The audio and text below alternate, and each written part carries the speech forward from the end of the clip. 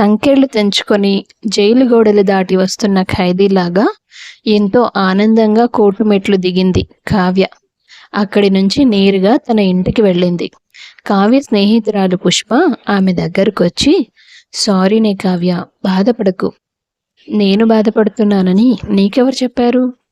అదేంటి, విడాకులు మంజూరయ్యాయంట కదా, అందుకే కదా ఆనందంగా స్వీట్ తయారు చేస్తున్నాను. ఏం మాట్లాడుతున్నావే? ఇంత పెద్ద విషయం జరిగితే నువ్విలా ఒంటరిగా మిగిలిపోవాల్సిన పరిస్థితి వస్తే ఆనందంగా ఉన్నానంటావేంటి? నీకు ఇంకా పెళ్ళి కాలేదు కదా, అయితే అర్థమవుతుందిలే. అంటే ఇంట్లో అమ్మ నేను మాత్రమే ఉండేవాళ్ళం. నా పెళ్ళైన నెల రోజుల తర్వాత అమ్మకు జబ్బు చేసింది. తనకంటూ ఉన్నది నేనే కదా. నేను వచ్చి సేవలు చేశానా? రాలేదు నువ్వు. నేను చాలా తిట్టుకున్నాను నిన్ను. నాకు వీలైనప్పుడు ఆంటీని హాస్పిటల్కి తీసుకెళ్ళాను, కానీ నేను ఆఫీస్కి వెళ్ళినప్పుడు తనని చూసుకోలేకపోయాను. అందుకే చనిపోయారని గిల్టీగా ఫీల్ అయ్యాను. పక్కింట్లో ఉండే నీకే అలా ఉంటే సొంత కూతుర్ని నాకెలా ఉంటుంది? కన్న తల్లికి ఒంట్లో బాలేకపోతే పట్టించుకోవడానికి కూడా నన్ను పంపించలేదు నా అత్తగారింటి మనుషులు. మా అత్తగారికి కోడలంటే కాలి కింద చెప్పుతో సమానం. ఆవిడ చెప్పిన పని చెయ్యాలి, గీసిన గీతలోనే ఉండాలి. ఇక నా మొగుడికి పెళ్ళామంటే పని మనిషితో సమానం. ఏదో నెలకు 40,000 నాకు జీతం ఇస్తున్నట్టు చెప్పిన పని మళ్ళీ మళ్ళీ చెప్తాడు. ఒక్క నిమిషం ఖాళీగా కనిపించినా అతని కళ్ళు ఎర్రబడిపోతాయి. అమ్మకి ఒంట్లో బాలేనప్పుడు వాళ్ళ నుండి తప్పించుకొనైనా వచ్చేయాలని ఎన్ని ప్రయత్నాలు చేశానో. అన్నిసార్లు ఓడిపోయాను. మరి వాళ్ళంతలా హింసిస్తుంటే పోలీస్ కంప్లైంట్ ఇవ్వచ్చు కదా. అందుకోసమైనా గడప దాటి బయటికి రావాలి కదా. నాకు ఒక సెల్ ఫోన్ లేదు, ఆ ఇంట్లో ల్యాండ్ ఫోన్ లేదు. మా అత్త ఇల్లు దాటి బయటికి వెళ్ళదు, వెళితే నన్ను కూడా తీసుకెళ్తుంది సామాన్లు మోయడానికి. గత 2 ఏళ్లలో వాళ్ళు నా మీద ఎన్నిసార్లు చేయి చేసుకున్నారో తెలుసా? చాలాసార్లు ఆత్మహత్య చేసుకోవాలనిపించింది. అంతకంటే ఎక్కువ సార్లు వాళ్ళందరినీ చంపేయాలనిపించింది. అవకాశం కోసం ఎదురు చూశాను. అమ్మ చనిపోయినప్పుడు కూడా నన్ను ఎక్కువ రోజులు ఇక్కడ ఉండనివ్వలేదు. మీ ఎవ్వరితోనూ మాట్లాడనివ్వలేదు. వాళ్ళసలు మనుషులా రాక్షసులా నాకేమీ అర్థం కాలేదు. మరి అలాంటి వాళ్ళ నుండి ఎలా తప్పించుకోగలిగావు? ఇది నా అదృష్టమనాలో దురదృష్టమనాలో నాకు తెలియదు. 6 నెలల క్రితం నేను నెల తప్పాను. పుట్టబోయేది తమ ఇంటి వారసత్వం కదా అనే ప్రేమ జాలి కూడా వాళ్ళకి నా మీద లేవు. ఎక్కువగా పనిచేస్తేనే నార్మల్ డెలివరీ అవుతుందని, లేదంటే సిజేరియన్కి ఎక్కువ డబ్బులు ఖర్చు పెట్టాలని కడుపుతో ఉన్న నా చేత వెట్టి చాకిరీ చేయించుకున్నారు. ఓ రోజు ఇల్లు తుడుస్తున్నప్పుడు ఆ తడికి అనుకోకుండా కాలు జారి పడిపోయాను. కడుపులో ఉన్న బిడ్డ చనిపోయింది. ఎంత ఏడ్చానో అప్పుడు నేను. బిడ్డ చనిపోయిందనే కోపంతో నీకు విడాకులు ఇచ్చారా? కాదే. మరి? ఆ అబార్షన్ వల్ల నాకు మళ్ళీ పిల్లలు పుట్టరని డాక్టర్ చెప్పేసింది. జీవితంలో పిల్లలు పుట్టని మనకి తమకెందుకని అప్పుడు విడాకుల గురించి ఆలోచించారు. నేనివ్వమని అడిగితే వాళ్ళకు అనుమానం వస్తుందని వద్దని బతిమాలాను. నా ఏడుపు చూసి వాళ్ళలో కసి పెరిగిపోయింది. చివరికి విడాకులు మంజూరయ్యాయి. అంటే నీకు నిజంగానే పిల్లలు పుట్టరా? ఏమో తెలీదు, డాక్టర్ చెప్పిందన్నావు కదే. నా జీవితం గురించి అన్ని విషయాలు డాక్టర్కి చెప్పి ఆవిడ కాళ్ల మీద పడి నేను బతిమాలుకున్నాను వాళ్లతో అలా చెప్పమని. అవునా? హా, ఆవిడ చేసిన సాయం వల్లే ఈరోజు ఆ నరకం నుంచి నేను బయటపడ్డాను. ఎంత హాయిగా ఊపిరి పీల్చుకుంటున్నానో తెలుసా ఇప్పుడు? 2 సంవత్సరాలు నిజంగానే జైల్లో ఉన్నా కూడా ఇంత నరకం చూసుండేదాన్ని కాదేమో. అమ్మో, పెళ్ళంటే ఇన్ని కష్టాలుంటాయానే? అది నేను ఖచ్చితంగా చెప్పలేను. అందరికీ అలా జరుగుతుందా ఏంటి? కానీ నేను మాత్రం ఇక జీవితంలో మరో మనిషిని నమ్మి వాళ్ళ జీవితంలోకి వెళ్ళను. నా జీవితంలోకి ఎవ్వరిని రానివ్వను. మరి ఇక్కడ ఒంటరిగా ఉంటావు, నీకు భయం వేయదా? అక్కడ నేను చూసిన నరకం ముందు ఈ ఒంటరితనం చాలా చిన్న కష్టమే అనొచ్చు. అది కూడా నిజమేలే. ఇదిగో కోవా రెడీ. ఒకసారి నోరు తెరువు. అద్భుతంగా ఉందే కదా. ఇన్నాళ్ళు ఆ రాక్షసులకి చేతులు పడిపోయేలా వండి పెట్టాను. ఇప్పుడు జనాలకు వండి పెడతాను. అంటే హోమ్ ఫుడ్స్ బిజినెస్ స్టార్ట్ చేస్తాను. మరి పెట్టుబడి ఎలా? ఇదిగో ఉందిగా మెడలో ఆ రాక్షసుడు కట్టిన తాళి. ఇక దీంతో పని లేదుగా. దీన్ని తాకట్టు పెట్టి డబ్బులు తీసుకొస్తాను. అలా అనుకున్న కావ్య డబ్బులు సమకూర్చుకొని ఇంట్లోనే మిఠాయిలు తయారు చేసి మార్కెట్ కంటే తక్కువ ధరకే అమ్మడం మొదలుపెట్టింది. చుట్టుపక్కల వాళ్ళు, ఇంట్లో చిన్న చిన్న ఫంక్షన్లు చేసుకునే వాళ్ళు ఆమెకు ఆర్డర్స్ ఇచ్చేవారు. అలా తన జీవితాన్ని స్వేచ్ఛగా ప్రశాంతంగా గడుపుతోంది కావ్య. అలాంటి సమయంలో ఓ రోజు ఉదయం పూట ఆమెకు ఓ ఉత్తరం వస్తుంది. నాకు ఉత్తరమా? నాకెవరు రాస్తారబ్బా అంటూ ఇంట్లోకి తీసుకెళ్ళి అది తీసి చదవడం మొదలుపెట్టింది ఆమె. ప్రియా, నాకు తెలుసు నువ్వు నా కోసం ఎంత ఎదురు చూస్తున్నావో. ఇంకా ఎంతో కాలం పట్టదులే. ఇన్నేళ్లు ఎదురు చూసావుగా, మరొక్క సంవత్సరం గడవనివ్వు.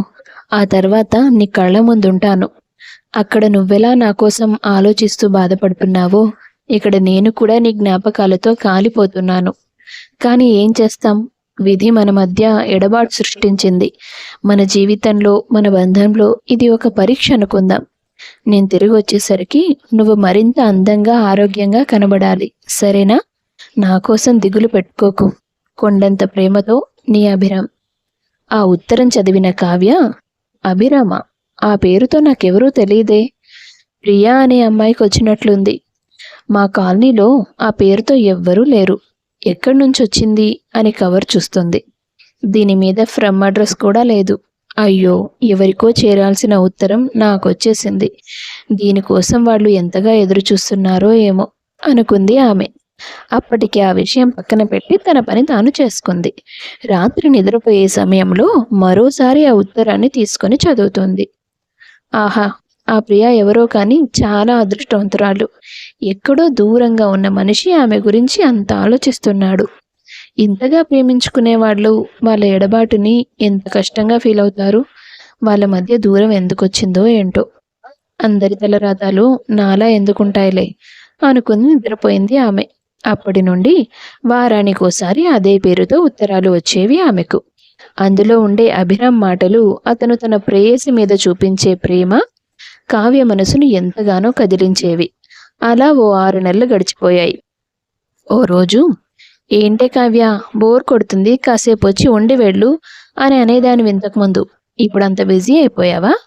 నాకు ఒక ఫోన్ కూడా చేయట్లేదు. మా ఇల్లు ఏమైనా పక్క వీధిలో ఉందా? పక్కనే కదా. అక్కడి దాకా కూడా రావట్లేదు నువ్వు. అన్ని ఆర్డర్స్ వస్తున్నాయా ఏంటి? నీ మొహమే. నువ్వు రావచ్చు కదా పిలవకుండానే. నిన్ను ఆపుతున్నానా నేను? నువ్వు పిలిస్తే నేను వచ్చాననుకో, అమ్మ కావ్య పిలుస్తోంది, వెళ్తానని చెప్పి రావచ్చు. నా అంతట నేనే అమ్మ కావ్య దగ్గరికి వెళ్తానంటే ఎందుకిప్పుడు, ఏం పని అంటుంది మా అమ్మ. సర్లేవే, ఇలా కూర్చో. అంతగా ఏం టైం పాస్ అవుతోందని నువ్వు అడుగుతున్నావు కదా. 6 నెలల నుండి నాకు కొన్ని ఉత్తరాలు వస్తున్నాయి. ఉత్తరాలంటే లవ్ లెటర్సా? అవును. ఏ కావ్య, నాకు చెప్పనే లేదు చూసావా. అసలు ఎవరికి నా లైఫ్లో చోటు ఇవ్వనన్నావు? పుష్ప, ముందు చెప్పేది విను. ఆ లెటర్స్ నా ఇంటికి వస్తున్నాయి కానీ నాకు రావడం లేదు. ఎవరో తెలియదు, తన వైఫ్కో లేదా తన గర్ల్ ఫ్రెండ్కో లెటర్స్ రాస్తున్నాడు. అడ్రస్ తప్పుగా ఉందో ఏంటో తన దగ్గర. అవి ఇక్కడికి వస్తున్నాయి. పోనీ మీరు రాంగ్ అడ్రస్కి రాశారని నేను రిటర్న్ ఒక లెటర్ పెడదామంటే ఒక్క లెటర్లో కూడా ఫ్రమ్ అడ్రస్ రాయడు. అతని మాటల్లో వాళ్ళ లవ్ స్టోరీ, అతని ఎమోషన్ నాకు చాలా స్పష్టంగా కనిపిస్తుంది. చాలా ఎమోషనల్గా అనిపిస్తుంది నాకు కూడా. ఏంటి కావ్య, కొంపదీసి నువ్వు కనెక్ట్ అవుతున్నావా ఏంటి? ఛా, అలా అనేం కాదు. అయినా అతను ఇంకెవరినో లవ్ చేస్తున్నాడు కదా. పాపం, తన ఎమోషన్ చూసి నాకు అలా అనిపిస్తుంది. ఎలాగైనా వాళ్ళిద్దరినీ కలపాలని. కానీ అతనెవరో తెలియదు, ఆ అమ్మాయి ఎవరో కూడా తెలియదు. అలాగా. అలా వాళ్ళిద్దరూ మాట్లాడుకుంటున్న సమయంలో ఢిల్లీ నుండి కావ్యకి ఒక ఫోన్ కాల్ వస్తుంది. హలో అర్పిత, నువ్వా? ఎన్ని సంవత్సరాలైంది నీతో మాట్లాడి? హా కావ్య, నేనే. ఒకసారి వీడియో కాల్ ఆన్ చేయి. అలాగే. కావ్య, పుష్ప ఇద్దరూ ఎంతో సంతోషంగా అర్పితతో ఫోన్ కాల్ మాట్లాడతారు. హే అర్పి, అసలు ఎక్కడున్నావే? ఎక్కడికి వెళ్ళిపోయావు? మన స్కూల్ ఫ్రెండ్స్ ఎవరిని అడిగినా నీ కాంటాక్ట్ లేదన్నారు. అవును పుష్ప, ఏంటో చాలా ఏళ్ళుగా మీ అందరితో మాట్లాడకుండా అయిపోయింది. ప్రస్తుతం ఢిల్లీలో ఉన్నాను, జాబ్ చేస్తున్నాను. అవునా, మీ ఫ్యామిలీ మొత్తం అక్కడే ఉందా? లేదే, నేను మా అన్నయ్య ఉంటున్నాం. అదేంటి? అన్నయ్యకి 3 years బ్యాక్ ఇక్కడ జాబ్ వచ్చింది. సో నన్ను కూడా రికమెండ్ చేశాడు. నేను కూడా సెటిల్. ఓహో, మొత్తానికి మీ అన్నయ్య హెల్ప్తో మంచి ఉద్యోగం కొట్టేసావన్నమాట. అవును కావ్య, ఏమైంది? నువ్వు సైలెంట్గా ఉన్నావు? మన కావ్య మేడం ఊహల్లో విహరిస్తోందిలే. ఏ పుష్ప, నోరు మూయవే. ఎందుకలా అంటున్నావు? మేడం గారికి ఎవరో లెటర్స్ రాస్తున్నారు. అవునా? కావ్య ఫైనల్లీ ఇన్ లవ్వా? ఏ అదేదో పిచ్చిగా వాగుతోంది. నువ్వు కూడా ఏంటి? వేరే ఎవరి అడ్రస్కో వెళ్లాల్సిన ఉత్తరాలు నాకు వచ్చేస్తున్నాయి ఈ మధ్య. పాపం వాళ్ళెవరో తెలియదు. విడిపోయారో విడిగా ఉంటున్నారో తెలియదు. ఎవరు ఎక్కడ ఉన్నారో కూడా తెలియదు. అదేంటి, ఉత్తరం మీద అడ్రస్ ఉంటుంది కదా. ఒక్కసారి కూడా ఫ్రమ్ అడ్రస్ రాయడతను. ఏదైనా ప్రాబ్లంలో ఉన్నాడనుకుంటా. ఎందుకు అలాగే అనుకోవాలి? కావాలని నిన్ను ఇంప్రెస్ చేయడానికి ఇదంతా చేస్తుండొచ్చుగా. వేరే ఎవరో అమ్మాయిని ప్రేమిస్తున్నానని చెప్తే నేనెందుకు ఇంప్రెస్ అవుతాను? అమ్మాయిల్ని పడేయడానికి 100 రకాల ట్రిక్కులు, అందులో ఇది కూడా ఒకటి. నాకెందుకో ఆ ఉత్తరాలు నీకే వస్తున్నాయని అనిపిస్తోంది. ఒకవేళ అదే నిజమైతే ఏం చేస్తావు? ఏమోనే, తెలీదు. అమ్మని, ఇంతకు ముందు నా లైఫ్లో ఎవరు ఉండరని చెప్పిందే ఇది. ఇప్పుడు చూసావా, తెలీదు అన్న పదం మీదకొచ్చింది. అంటే మేడం గారిలో ఫీలింగ్ స్టార్ట్ అయింది. అమ్మయ్య, 2 నెలల్లో నాకు పెళ్ళి. నా పెళ్ళై వెళ్ళిపోయాక అప్పుడప్పుడు దీంతో మాట్లాడడానికి కూడా ఎవరూ ఉండరని నేను బాధపడుతున్నాను. కానీ ఇది సెటిల్ అయిపోయేలాగే కనిపిస్తుంది. పుష్ప, ఏంటి పుష్ప, నువ్వు ఆ ఉత్తరాలు రాసే అబ్బాయికి పడిపోయావు. నీకు తెలియడం లేదు. ఇప్పుడు అర్పిత చెప్పింది నిజం కాకుండా అతను నిజంగానే వేరే వాళ్లకు ఉత్తరాలు రాసి అవి నాకొస్తుంటే అప్పుడు ఏంటి పరిస్థితి? ఎప్పుడైనా కాయిన్కి 2 వైపులా చూడాలి. మనకి నచ్చింది ఊహించుకొని ఊహల్లో బతకూడదు. అవును పుష్ప, అది చెప్తున్న దాంట్లో కూడా లాజిక్ ఉంది కదా. చూద్దాం ఇంకొన్ని రోజులు. సరే అర్పిత, నా పెళ్ళికి మాత్రం తప్పకుండా రావాలి. వస్తానే, నాకు కూడా మిమ్మల్ని అందరినీ చూడాలనిపిస్తుంది. అర్పి, వెనక ఫోటోలో ఉన్నదెవరే? ఏ, గుర్తుపట్టలేదా? మా అన్నయ్య. అబ్బో, భలే హ్యాండ్సమ్గా ఉన్నాడు. కాస్త ముందు చూసుంటే ఈ సంబంధం క్యాన్సిల్ చేసుకునేదాన్ని. నీకు ఆ ఛాన్స్ లేదులే, వాడు ఆల్రెడీ రిలేషన్లో ఉన్నాడు. అయ్యో, సరేలే. సరే, ఇక ఉంటా. బాయ్ కావ్య అని ఫోన్ పెట్టేసింది అర్పిత. ఏరా అన్నయ్య, ఇప్పుడు సంతోషమేనా? థ్యాంక్స్ అర్పి. ఎన్ని రోజులైపోయిందో కావ్యం చూసి. తనకి ఫస్ట్ లెటర్ రాసినప్పుడు వెళ్ళి చూశాను. తన చేతిలోనే పడుతుందా లేదా అని కన్ఫర్మ్ చేసుకోవడానికి. 6 నెలల తర్వాత మళ్ళీ ఈరోజు చూస్తున్నాను. చూసావా, నువ్వు రాసే ఉత్తరాలకి మేడం గారు ఎలా స్పందిస్తున్నారో. నిన్ను ప్రియని కలుపుతుందట. కలుపుతుందిలే. నేరుగా ప్రపోజ్ చేస్తే అర్థం చేసుకునే పరిస్థితుల్లో కావ్య లేదు. జీవితం మీద విరక్తితో ఉన్న అమ్మాయికి ముందు జీవితం అంటే ఎంత అందంగా ఉంటుందో అర్థమయ్యేలా చేయాలి. ఆ తర్వాతే నా మనసులో మాట చెప్తే అర్థం చేసుకుంటుంది. అవునరా, నువ్వు కావ్యకి లెటర్ రాస్తానంటే సరే అన్నాను, కానీ నువ్వెప్పటి నుంచి తన్ని ప్రేమిస్తున్నావు? చిన్నప్పటి నుండి అదంటే నాకు చాలా ఇష్టమే. కానీ మనం నాన్న ట్రాన్స్ఫర్స్ వల్ల ఎక్కడెక్కడో సెటిల్ అయ్యాం. ఇక నేను కూడా తన గురించి ఆలోచించడం తగ్గించాను. కావ్య డివోర్స్ తీసుకునే రోజు నేను అక్కడే కోర్టు మెట్ల మీదే ఉన్నాను. హైదరాబాద్కి పెళ్లికని వెళ్తే మా ఫ్రెండ్ వాళ్ళ నాన్నగారికి సంబంధించిన ఆస్తి ఏదో లిటిగేషన్లో ఉందని కోర్టుకి తీసుకెళ్లాడు.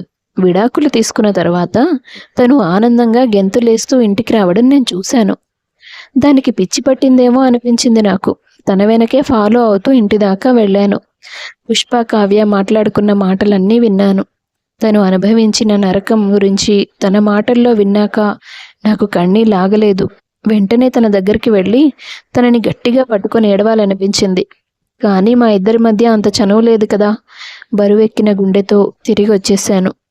ఆ తర్వాత నాకు ఈ ఆలోచన వచ్చింది.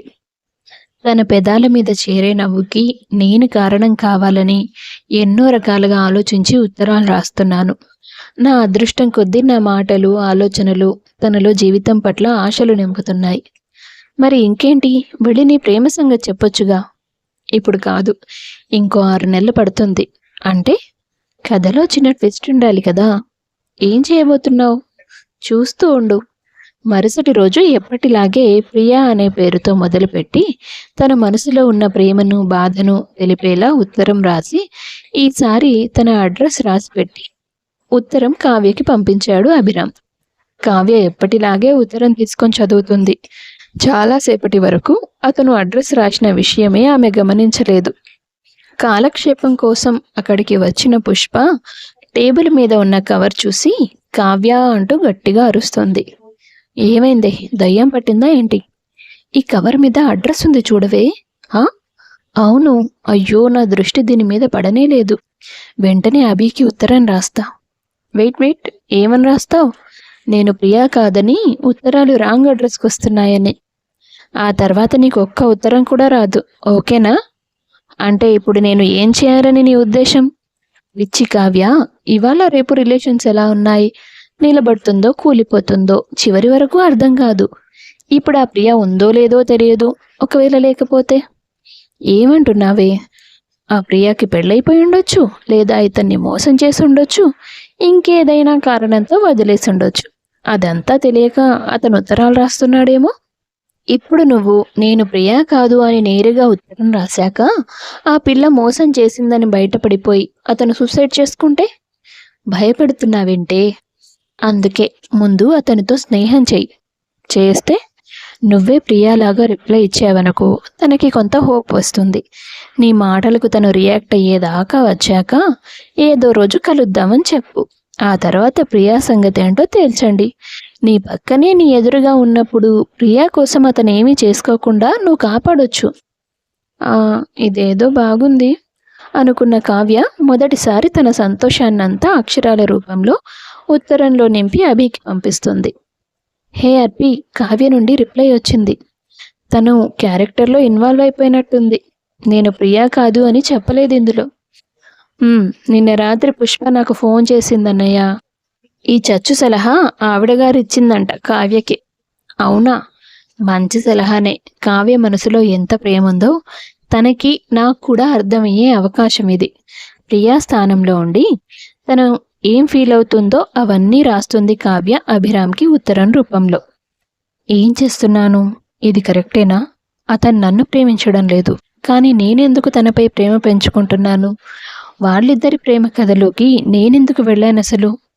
ఇప్పటికే చాలా ఎక్కువైంది. ఇన్ని రోజుల్లో నేను రాసిన ఉత్తరాలకి నా మనసులో ఆలోచనలు తనకు అర్థమై ఉంటాయి. అతను మంచి కోరుకునే ఫ్రెండ్ లాగా ఈ పని చేయాల్సి వచ్చిందని చెప్తే అర్థం చేసుకుంటాడు అనుకున్న కావ్య ఓ రోజు అతన్ని తన ఇంటికి రావాల్సిందిగా కోరుతూ ఉత్తరం రాస్తుంది. ఇక సమయం వచ్చేసింది. ఇవాళ ఎలాగైనా కావ్యతో నా ప్రేమ విషయం చెప్పి తనని ఒప్పించాలి అని గట్టిగా నిర్ణయించుకొని అభిరామ్ కావ్య దగ్గరకు వస్తాడు. నువ్వు అర్పిత వాళ్ళ అన్నయ్య కదా? అవును. కాదని నేనెప్పుడన్నాను? ఈ ఉత్తరాలు నేనే రాశాను. కానీ నేను ప్రియా కాదని నాకు తెలుసు. కాకపోతే అసలు ప్రియా అనే వ్యక్తే లేదు, అది నీకు తెలియదు. లేదా?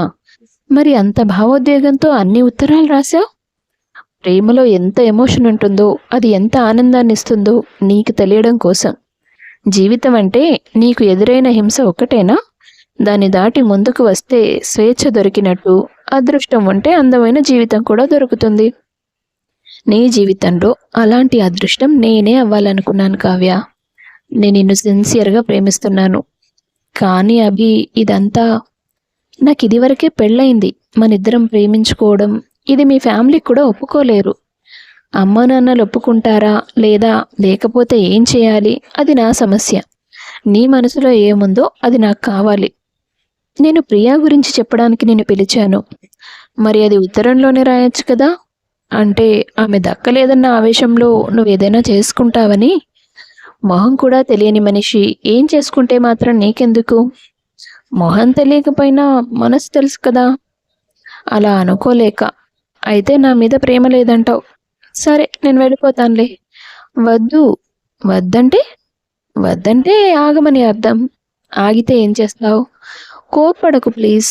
ప్రేమ పుట్టినంత ఈజీగా మనసులో నుండి భయాలు పోవు కదా. అంటే నీకు నేను శాడిస్ట్ లాగా కనిపిస్తున్నానా? నీ గురించి కాదు, లైఫ్ సడన్గా అందంగా మారిపోతుందంటే నమ్మలేకపోతున్నాను. పిచ్చిదానా, 3 ఏళ్లకు ముందు నీ జీవితం బాగానే ఉందిగా. అమ్మ నువ్వు ఉన్నంతలో హ్యాపీగా ఉన్నారు.